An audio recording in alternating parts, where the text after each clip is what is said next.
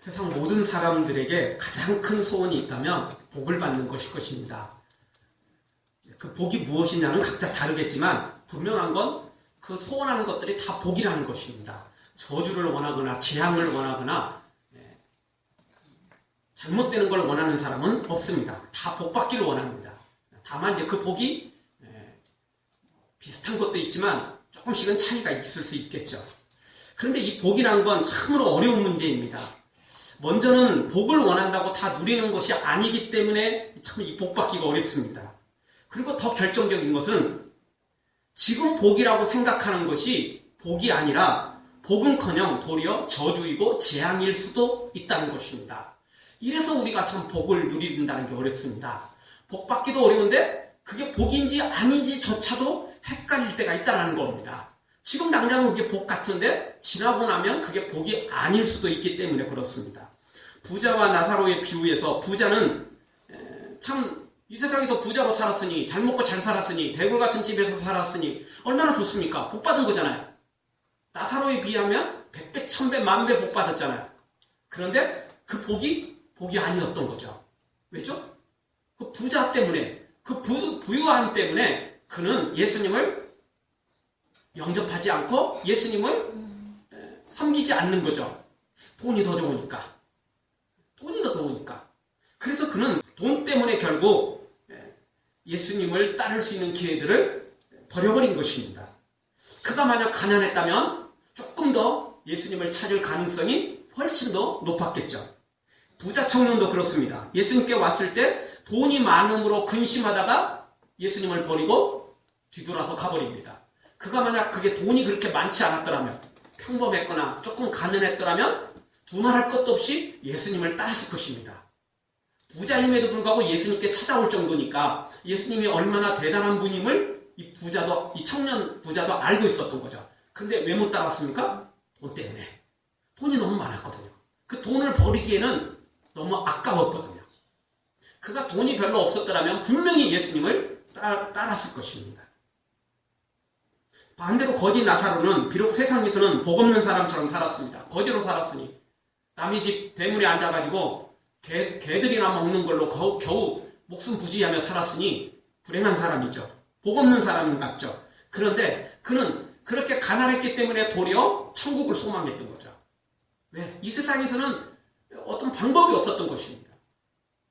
몸이라도 건강했다면 나가서 일이라도 했을 텐데 이 거지 나사로는 사실 건강까지 다 잃어버린 사람입니다. 그래서 어쩔 수 없이 부잣집 대문에 앉아가지고 그냥 개들이 먹는 건 먹는 거예요. 그에게는 소망이 없었습니다.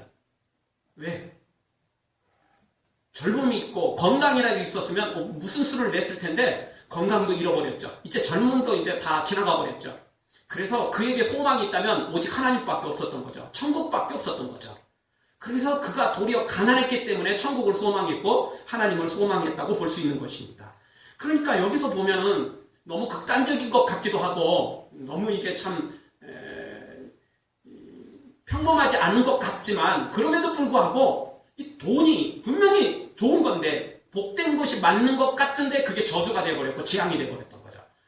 도리어 가난이 분명히 지금 안 좋은 건데 복이 아닌 것 같은데 그게 도리어 복으로 바뀌어버린 경우를 볼 수 있다는 겁니다. 물론 이것이 100% 다 보편적이고 평범한 것이고 누구에게나 다 적용되는 것은 분명히 아닙니다. 그럼에도 불구하고 이런 부분을 우리가 간과할 수는 없는 것입니다.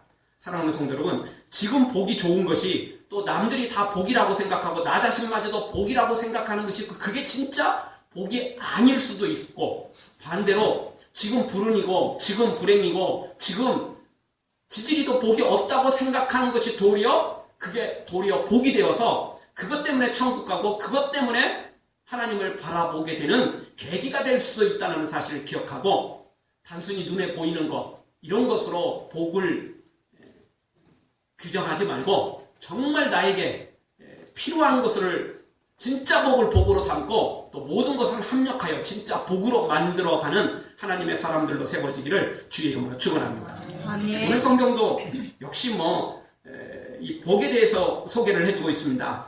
물론 오늘 성경에 다 복받은 사람들이 나오고 있습니다. 그럼에도 불구하고 그 가운데 더 큰 복을 받는 사람 그리고 그 복을 더 누리는 사람들이 소개되고 있습니다. 첫 번째 주시는 말씀은 세상에 순서가 있듯이 하나님에게도 하나님의 순서가 있다는 것입니다. 여러분, 세상에는 순서가 있습니다. 나이 순도 있고, 남자, 여자, 뭐 이런 순도 있고, 선후배 순서도 있고, 뭐 학교에서는 성적 순도 있고, 다 이 순서가 있습니다. 사회 곳곳에 이 나름의 순서가 있습니다. 우리 동양권에는 장유유서라는, 그래서 어른과 이 어린이 사이에는 분명한 순서가 있습니다. 오죽했으면 찬물도 위아래가 있다는 말이 있겠습니까? 순서가 있어요. 어느 사회든지 이런 순서가 없는 데는 없을 것입니다. 나름 순서가 있습니다. 그럼에도 불구하고 우리나라는 그게 좀 심한 편입니다. 여러분, 우리나라 사람들이 모르는 사람 만나서 조금 대화하다가 그 다음에 묻는 질문은 뭐죠? 나이입니다. 나이. 너 몇 살이냐? 몇 살? 이겁니다. 이게 외국 사람들이 이해하지 못할 것 중에 하나가 그거랍니다. 한국 사람들 특이한 것 중에 하나, 나이 묻는다는 거. 나이를 그렇게 많이 묻는다. 남자들은 조금 이제 나이가 적다 생각하면 어떻게든 피하려고 합니다. 근데 여자들은 또 그거 참 잘 묻습니다. 금방 만나자마자 금방 언니 동생 합니다. 주로 그렇습니다. 저도 지난주에 목사님들 그 노예에서 만났을 때 뭐 무슨 이야기 하다가 나이 이야기가 나왔는데 제 나이로 안 보는 경향이 좀 많잖아요. 저를 40대 중반으로 보는 분들이 많습니다. 여전히 그냥 지금도 제가 50도 넘었는데요. 그럼 다 깜짝 놀라요. 아직도 여전히 40대 중반으로 보는 거예요. 참 젊다는 건 좋은데 글쎄요, 뭐 나이 한 60 정도 넘어가면 그 젊다는 게 좋을지도 모르겠습니다. 아직은 너무 어리게 보니까, 젊게 보는 게 아니라 어리게 보니까. 그리고 저도 굳이 나이 따지고 싶은 생각은 없지만 그래도 저보다 나이가 뭐 많지도 않은 사람이 마치 자기가 나이를 많이 먹었냐, 그렇게 저를 대하는 건, 그런 건 싫거든요. 그렇죠?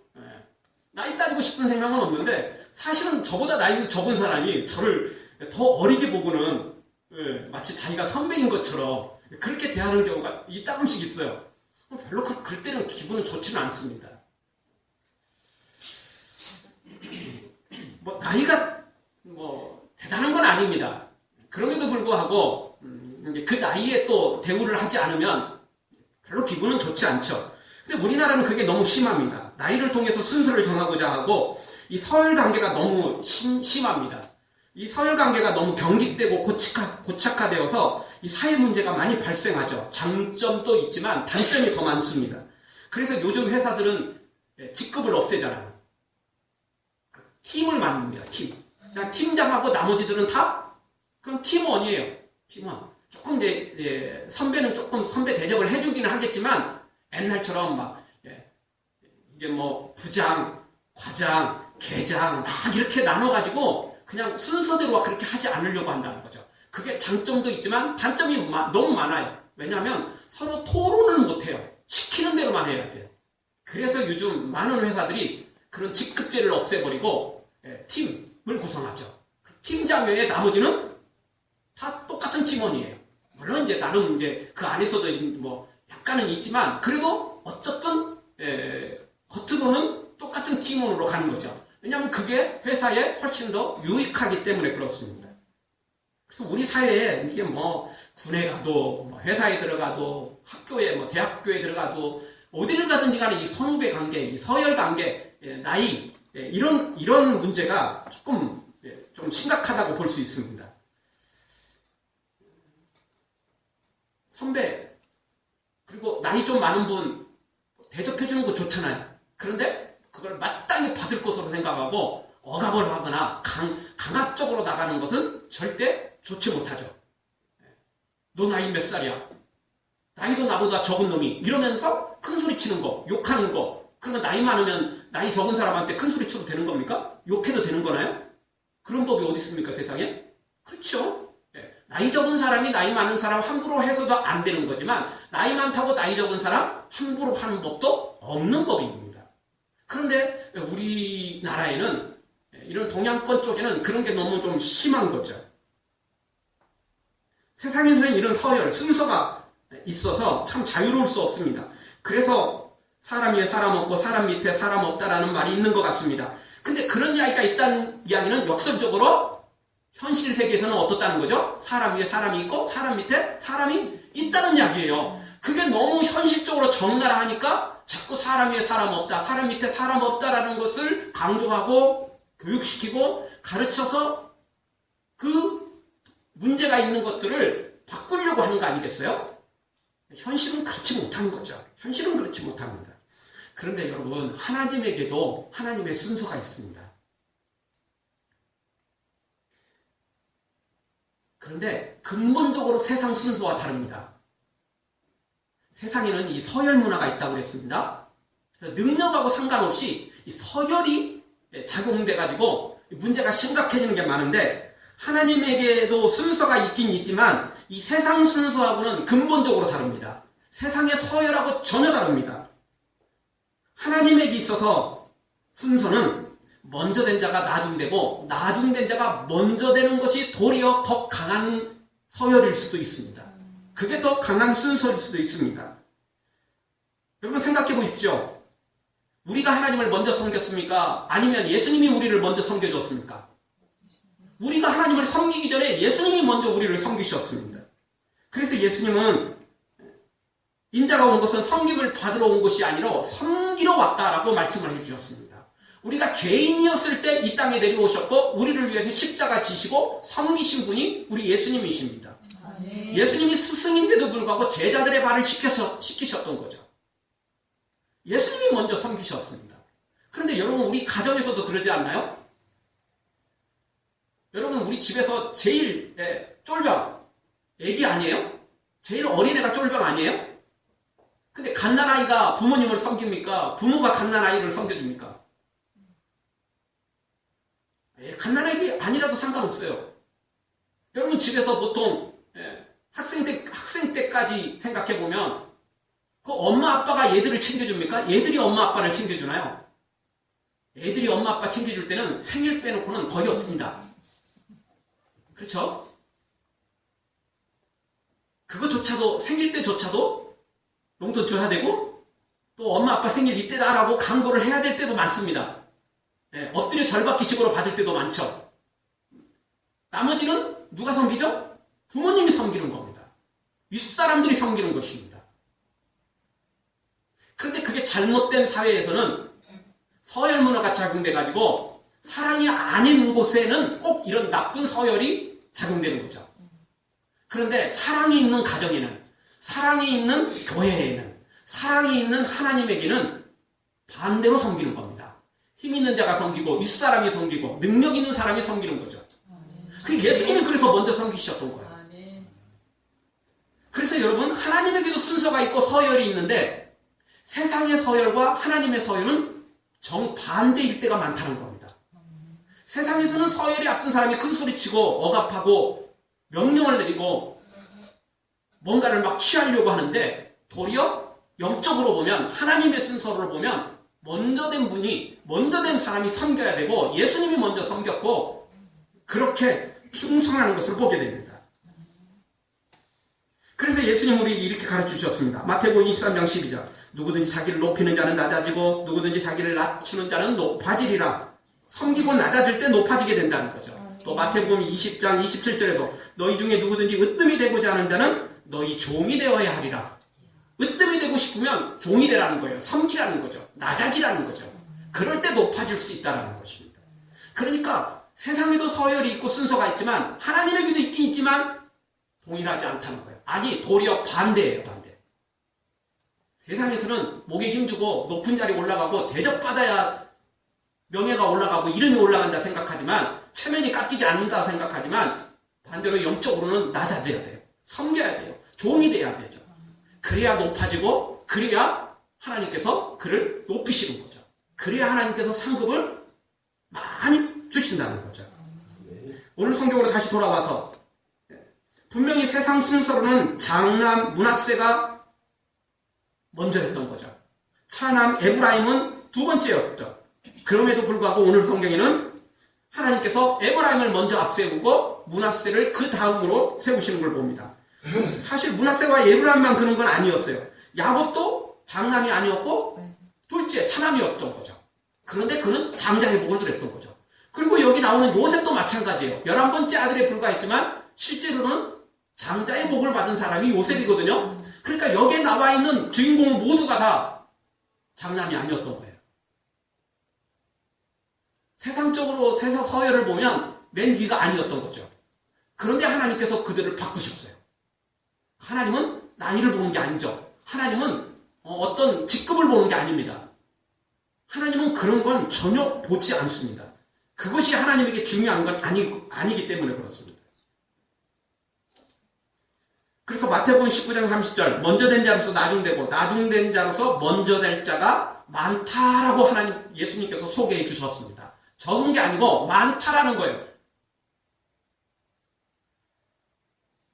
무엇보다 하나님은 미련한 자를 택하셔서 지혜로운 자를 부끄럽게 하시고 세상의 약한 것들을 택해서 강한 것들을 부끄럽게 하시는 분이라는 거죠. 세상에 천하고 멸시받고 없는 것들을 택해서 있는 자들을 피하시는 분이 우리 하나님이시라는 겁니다.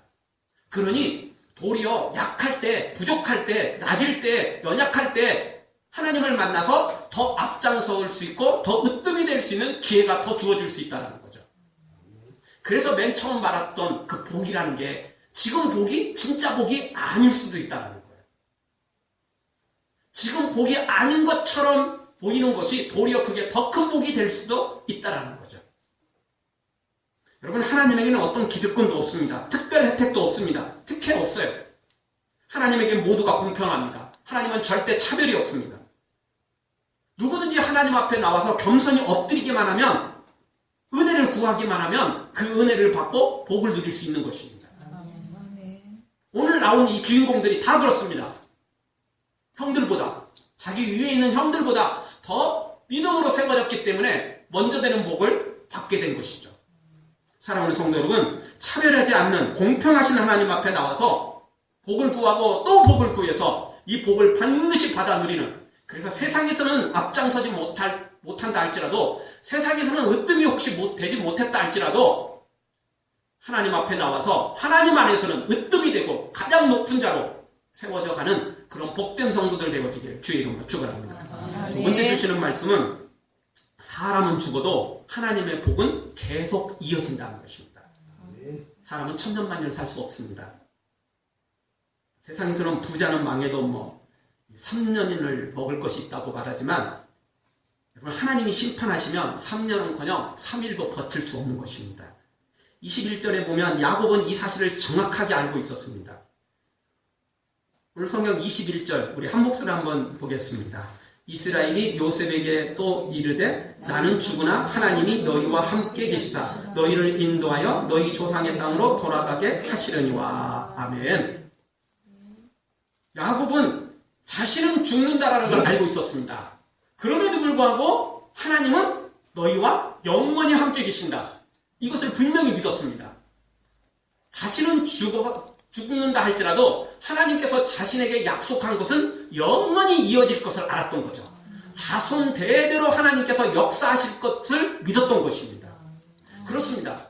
여러분 하나님과 우리 사이에 약속한 거 당연히 내가 죽으면 끝날 것 같죠. 세상에서는 끝납니다. 그렇지 않습니까? 어떤 계약을 해도 당사자 중에 둘 중에 한 명이 죽으면 계약은 어떻게 되죠? 일단은 깨지는 겁니다. 그 계약을 대신하는 가족이나 또 대신할 만한 다른 대표자가 그 계약을 이어가서 재계약을 하고 또다시 어떤 방법들을 강구할 수는 있겠지만 일단은 한 사람이 죽으면 그 계약은 일단은 끝나는 것입니다. 재조정을 해야 되는 거지만 완전히 100% 파기되는 건 아니지만 그래도 재조정을 하는 거죠. 그런데 하나님과 우리 사이에 맺은 계약은 굳이 재조정을 할 필요가 없어요. 굳이 재계약을 할 필요 없어요. 왜냐? 우리 사람은 죽어도 하나님의 계획은, 하나님의 약속은, 하나님의 그 계약은 끝없이 계속 이어지기 때문에 그렇습니다. 수정할 필요가 없어요. 그냥 계속되는 계약입니다. 세상의 계약은 계약서가 분명히 있거나 또 상대방이 계약서 들고 와가지고 이행하라고 그러면 그 사람이 죽어도 어떻게 할 수 없죠. 그런데 하나님의 계약은 우리가 굳이 요구하지 않아도 하나님이 알아서 하신다는 거예요. 우리는 잊어버려도 하나님은 그 약속을 잊지 않는다는 거죠. 그리고 반드시 그 약속을 이루신다는 것입니다. 그래서 사람은 죽어도 하나님의 약속은, 하나님의 복은 계속 이어져 갑니다. 설사 천지가 없어진다 할지라도 하나님의 말씀은 절대 없어지지 않죠. 1.1획도 변하지 않는 것이 하나님의 말씀이며 약속이기 때문에 그렇습니다. 그래서 하나님의 약속은 반드시 이루어집니다. 살아계신 하나님께서 그 일을 성취하시고야 말기 때문에 그렇습니다. 에레미야 33장 2절 일을 행하는 여호와, 그것을 성취하는 여호와라고 분명히 소개해주고 있습니다. 우리 하나님의 별명 중에 중요한 별명 중에 하나는 일을 행하는 여호와, 성취하시는 여호와라는 거죠. 아멘. 계약을 어기지 않아요. 사람이 죽어도 그 계약은 계속되는 것입니다. 그 자손에게 계속 이어지고, 설사 그 자손이 그 계약을 혹시 기억하지 못했다 할지라도 하나님은 찾아오셔서 그 계약을 다시 상기시켜 줍니다. 그래서 아브라함과 이삭과 야곱의 하나님, 그 하나님, 만나주신 하나님께서 계속해서 또 역사하십니다. 나는 너의 아버지 아브라함의 하나님이다. 나는 너의 아버지 이삭의 하나님이었다. 계속 그 자손에게 하나님 나타나셔서 약속해 주시는 거죠. 그걸 상기시켜주고 또 정확하게 말씀해 주시는 분이 우리 하나님이시라는 거죠. 세상에는 뭐 믿을 놈이 하나도 없다라는 말이 있지만 정말 그 말이 틀린 말은 아닙니다. 꼭 나빠서 못 믿는 게 아니고 사람은 온전히 믿을 수 있는 존재는 아닙니다. 마음은 있어도 상황이 안 되고 또 상황이 됐다 할지라도 오늘 내가 세상을 떠나버리면 약속을 지킬 수 없잖아요. 그렇죠? 사람은 온전히 믿을 수 있는 존재가 아니에요. 그러나 우리 하나님은 믿을 수 있습니다. 왜냐하면 우리 하나님은 인생이 아니시니 시건치 않으시고 인자가 아니시니 후회가 없으신 분이기 때문에 그렇습니다. 우리 하나님은 살다가 내일 또 오늘 언제 죽을지 모르는 이런 존재가 아니기 때문에 우리 하나님은 예전에도 살아계셨고 지금도 살아계시며 앞으로도 영원히 살아계실 하나님이기 때문에 하나님에게는 약속이 파기될 수가 없는 거죠. 하나님은 온전히 믿을 만한 분이라는 것입니다. 그래서 오늘 야곱은 요셉에게 강력하게 이 하나님의 약속을 전달하면서 하나님의 복을 설명해 주고 있는 것입니다. 그렇습니다. 나는 죽어도 하나님의 복은 절대 없어지지 않습니다. 반드시 내 자손을 통해서 그리고 또 다른 세대를 통해서 반드시 그 복은 이어져 가는 것입니다. 핏줄을 통해서 또는 우리 교회의 영적 대를 이어서 하나님의 약속들은 반드시 이루어지게 돼 있다는 것입니다. 사랑하는 성도 여러분, 사람의 복은 금방 없어질 수 있지만 하나님의 복은 영원함을 기억하고 이 영원한 하나님의 복을 소망하고 그 복을 나의 복으로 만드는 우리 모두가 되어지기를 주의 이름으로 축원합니다. 마지막 세 번째 주시는 말씀은 요셉의 충성이, 믿음이, 헌신이 이 장자의 복을 누리게 했다는 것입니다. 이미 말씀드렸던 것처럼 야곱도 차남이었지만 장자의 복을 누렸던 거죠. 에브라임도 먼저 되는 복을 누렸습니다. 요셉도 마찬가지입니다. 이들 모두 다 차남이었지만 이들 모두 다 요셉 같은 경우는 차남도 아닌 11번째에 불과할 정도로 아주 막내에서도 겨우 하나 올라간 그런 마지막 단계였지만 그러나 실질적인 장자의 복을, 2배의 복을 받은 사람이 바로 요셉이었던 거죠. 여러분, 이렇게 복받은 게 무엇 때문입니까? 그들의 믿음 때문입니다. 그들의 헌신 때문입니다. 그들의 충성 때문입니다. 이미 말씀드렸던 것처럼 하나님에게는 차별이 없어요. 하나님에게는 특혜가 없습니다. 하나님에게는 항상 우선하는 게 뭐냐면 믿음이에요. 충성이에요. 헌신이죠. 그것도 옛날 것으로만 따질 수가 없습니다. 지금 현재죠. 지금 현재. 지금 현재. 과거도 중요합니다. 그러나 하나님에게 가장 중요한 건 항상 현재입니다. 옛날에 뭐 했던 거? 물론 그것도 지금 온전해지면 상급을 그대로 이어갈 수 있습니다. 그러나 지금 온전하지 못하면 옛날 것 아무 소용 없어지는 거죠. 세상에는 바꿀 수 없는 순서가 있는 거예요. 그렇죠? 장남이 아무리 잘못해도 장남은 장남이잖아요. 장남 역할을 잘 못한다 할지라도 그래도 장남은 장남인 거죠. 그러나 하나님에게는 그런 순서가 필요가 없어요. 하나님에게는 사실 그런 순서가 필요 없는 거죠. 하나님에게는 모두가 다 동일한 사람이고 하나님에게는 모두가 다 공평한 사람인 것입니다. 제가 언젠가도 말씀을 좀 드린 것 같은데 우리 하령이가 어렸을 때 우리가 이제 하나님 아버지 그러잖아요. 제가 질문을 던지기를 근데 하나님이 우리 아버지면 아빠는 그럼 누구야? 그런 질문을 던졌는데 그 말이 맞는 거죠. 우리로서는 이게 아빠는 아빠고 근데 또 하나님 아버지가 있으니까 하나님 아빠는 또 어떻게 되는 거야? 헷갈리게 되지만 하나님은 아브라함의 하나님, 이삭의 하나님, 야곱의 하나님이죠. 하나님은 누구에게나 동일한 하나님인 것입니다. 아멘. 세상에는 순서가 있고 그래서 그 순서에 따라 결정나지만 여러분 하나님에게는 사실 우리의 자녀도 하나님의 자녀고 우리도 하나님의 자녀인 것입니다. 아멘. 아멘. 우리의 자녀는 하나님의 손자가 아니에요. 세상의 서열은 그렇지만 하나님 안에는 단지 하나님께서 순서를 따라서 보냈을 뿐이지 하나님에게는 세상 모든 사람들이 똑같은 자녀인 거라는 거죠. 아멘. 그러니까 우리가 세상의 순서만 갖고 살아서는 안 돼요. 그러면 영적 순서는 영적 서열을 우리가 제대로 모르는 거죠. 그렇게 살다가는 장남이면서도 장자의 복을 못 누리는 불행한 사람이 돼버릴 수 있는 거죠. 쫓겨나는 사람이 될 수도 있어요. 오늘 므낫세는 조금 아쉽긴 하지만 그렇다고 므낫세가 쫓겨나는 건 아니잖아요. 쫓겨나는 건 아니에요. 그런데 이 앞부분에 이삭도 그랬고 야곱도 그랬고 그때의 장남들은 사실 알고 보면 자신들의 복을 다 버려버린 거나 다름없는 거죠. 진짜 복을 못 누린 거예요.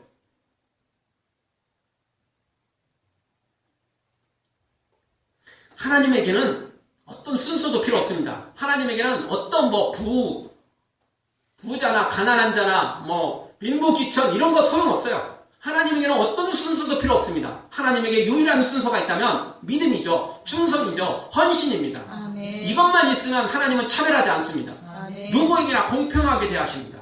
하나님은 누구에게나 똑같은 특権을 부여하십니다. 아멘. 절대 누구에게만 편애하시고 누구에게만 특별한 더 기회를 더 주시고 이렇게 하나님 불공평하게 하지 않습니다. 하나님이 보시는 건 단 하나 믿음이죠. 믿음. 충성 헌신 바로 이것입니다. 여러분 요셉이 정말 세상적으로 보면 진짜 불운한 사람이고 재수없는 사람이라고 말할 수 있잖아요. 뒤로 넘어져도 코가 깨지는 사람. 그게 바로 어떻게 보면 요셉이었어요. 왜? 그가 그 하나님께 받은 복은 나중 일이었고 실제로는 어떤 삶을 살았죠? 형들한테 시기 질투 받아서 노예로 팔려버리고 그래서 그 노예로 또 팔렸다가 겨우 풀릴만을 했는데 억울한 누명을 쓰고 일반 감옥도 아니라 왕의 감옥에 갇혀버렸죠. 일반 감옥은 풀려나지만 왕의 감옥은 절대 못 풀려나거든요. 그래서 그게 왕의 감옥 참 요셉 같은 경우는 진짜 말 그대로 뒤로 넘어져도 코가 깨진 사람이라니까요. 정말 운이 없어도 재수가 없어도 이런 사람 찾기도 어려울 정도라고요. 그런데 요셉은 끝까지 믿음으로 하나님과 동행하잖아요. 그러니 그가 복받을 수밖에 없었던 거예요. 그도 그냥 상황에 따라서 그냥 그렇게 반응을 했다면 그가 설사 요셉이 장자로 태어났다 할지라도 장자의 복을 누릴 수 없을 것입니다. 그런데 11번째로 태어났음에도 불구하고 그는 노예로 팔리고 그리고 억울한 누명을 쓰고 왕 감옥에 갇혀도 그는 끝까지 하나님과 동행했고 끝까지 하나님을 바라봤고 끝까지 믿음을 잃지 않았던 거죠. 그랬기 때문에 그는 이 엄청난 장자의 복을 받아 누리게 된 것이죠. 그래서 오늘 22절에 가보니까 내 형제보다 내가 너에게 두목을 준다. 왜냐? 내가 그것을 칼과 활로 아모리 사람들한테 빼앗은 것이다. 그러니까 내가 너한테 그걸 주겠다. 야곱이 지금 이렇게 말하는 거죠. 그래서 실제 요셉은 두목을 받은 거죠. 그러니까 장자의 복을 받아 누리게 된 것입니다. 그래서 원래 요셉은 한 지파였는데 실제로는 므낫세와 에브라임 두 지파의 몫을 받아 누리게 됐죠. 그래서 가나안 땅에 들어갔을 때 한 지파의 목만 받는 게 아니라 두 지파의 목을 받게 되는 게 요셉 지파가 되는 거죠. 하나님께서 그렇게 복을 주신 이유는 뭐냐? 요셉의 충성 헌신 때문에 이렇게 두목을 받게 된 것입니다. 사랑하는 성도 여러분, 요셉처럼 우리도 어떤 상황에도 절망하지 말고 포기하지 말고 믿음 잃지 말고 끝까지 하나님 바라보고 믿음으로 충성하고 헌신하면 반드시 두목을 받게 돼 있어요. 반드시 우리가 장자의 복을 받게 돼 있습니다. 다른 사람보다 더 으뜸이 되고 뛰어난 복을 받게 되는 것입니다. 아멘. 사랑하는 성도 여러분, 세상에서 첫째가 아니라 할지라도 위에 있지 않다 할지라도 우리 하나님은 절대 차별하지 않습니다. 우리 하나님은 절대 특혜를 주지 않습니다. 하나님에게 필요한 건 오직 믿음입니다. 충성입니다. 헌신입니다. 아멘. 우리도 요셉처럼 이렇게 충성하고 헌신해서 이 복을 받아 누리는 하나님의 사람들로 세워지는 우리 모두가 되어지기를 주의 이름으로 축원합니다. 아멘. 기도하겠습니다. 통속으로 잠깐 기도하며 나갈 때 주님, 오늘 우리가 요셉처럼 하나님의 사람으로 세워지기를 원합니다. 그래서 에브라임처럼 이렇게 하나님의